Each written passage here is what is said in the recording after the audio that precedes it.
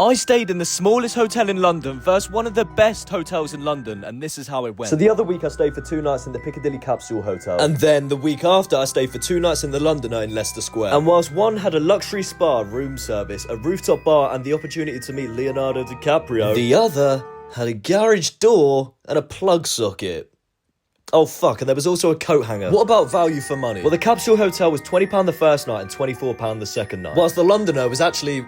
well, it was free. Well, that's because I was there for work. Oh, you cringy knob. If I were to stay again, it would probably cost me around £600-700, maybe more, for 2 nights. Considering both are central London and within walking distance from each other, that's a pretty big price difference. Although again, you get what you pay for, a coffin or God's fucking palace. The first night in the pod, I arrived and had to go out to fair game. I then returned and simply went to sleep. The second night, my mate was next door and we had a beer in the pod and chilled out a little bit before going out again. In a weird way, I grew to love the pod.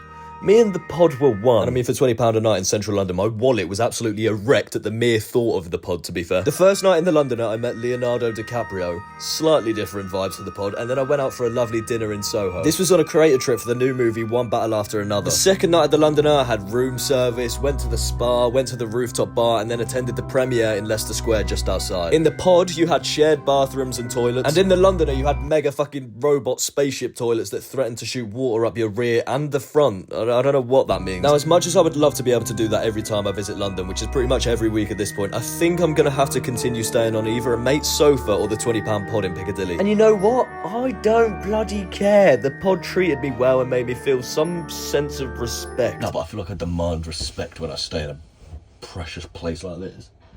Surely.